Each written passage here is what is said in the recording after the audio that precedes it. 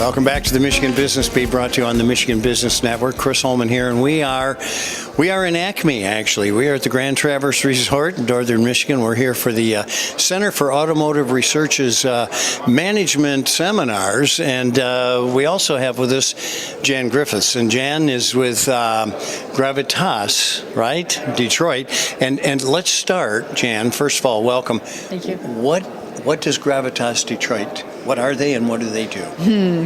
Okay, well, Gravitas Detroit is a leadership company, and I personally am on a mission to break the model of command and control in the automotive industry to become a more authentic leadership model. I've spent over 35 years in the auto industry suffering with command and control, and that is not the way that this industry is going to move forward.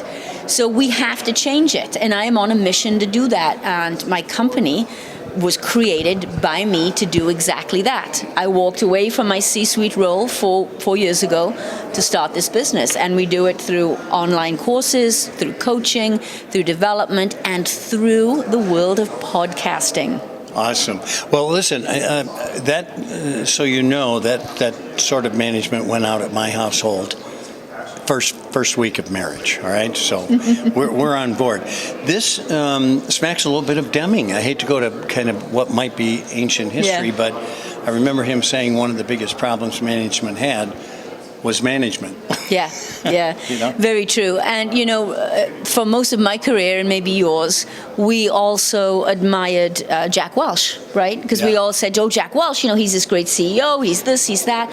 And I just read a book about how Jack Welch really is the pinnacle of command and control, and is all about shareholder value, not stakeholder value, and destroyed the American heartland. And I just read this book, it just came out, and I thought, oh my gosh, that's so true.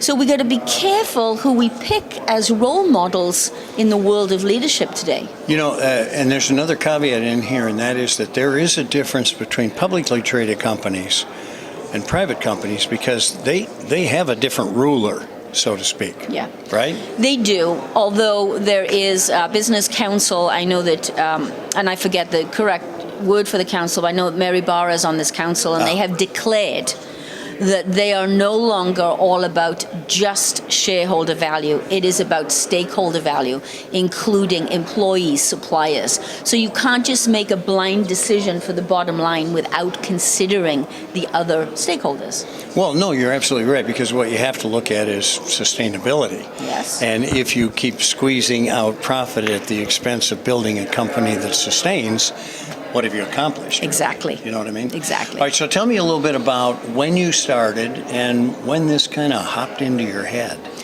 Well, I think I've always been an authentic leader. I just never had the tag for it, right, or the word for it. And I've always known that I was fighting against a mold of leadership that I knew deep down in my bones was not the right way to do it.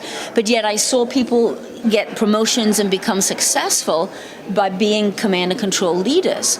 So I thought I had to be that way. So I did a little bit of that. I assimilated into the different cultures of the auto companies I worked for.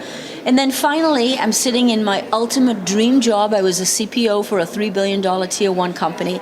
And I said, enough already. And I quit. I just quit. And people thought I'd lost my mind. I took my salary to zero overnight, and I started my business, and here I am in the world of the entrepreneur. Didn't have a clue what it was all about, and I've learned the hard way, and I've loved every minute of it. So when I first started my first business, if you had the similar circumstance, you damn near starved for a year. Yeah, isn't that the truth? Yeah. Okay, thank God my wife was working. And let's not forget a nice little pandemic that came along. Oh, that was nice. I'm way pre-pandemic.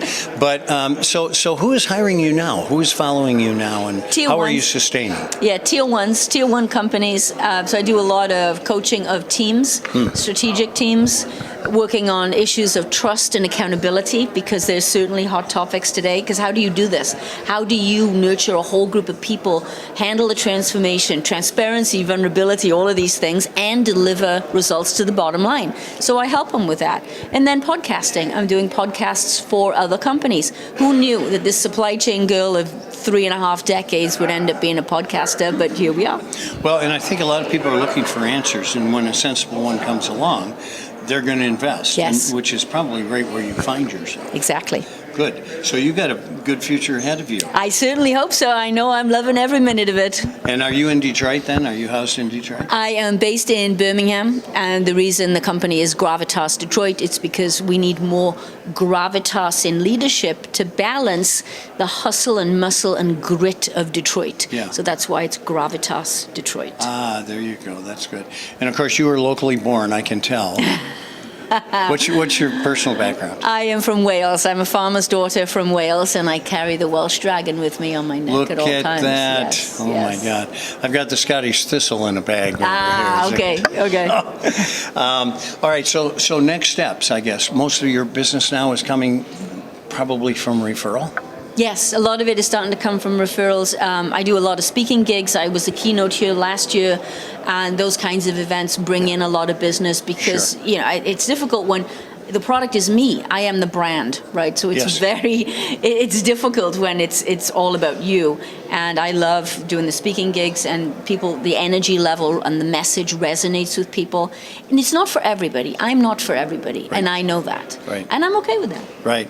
Well, you're for people with eyes open. Yes. I mean, you don't fit all tastes. Right. But you do fit all circumstances. I would say. Very well said. Thank Okay, you. well, finally, I said something well. Jan Griffiths from Gravitas. It's so good to meet you. Thank you. It's been a pleasure. Gravitas Detroit. Thank you. You've been watching the Michigan Business Beat on the Michigan Business Network. I'm Chris Holman, coming to you from the Grand Traverse Resort, where we are at the CAR Business Seminars. We'll be right back.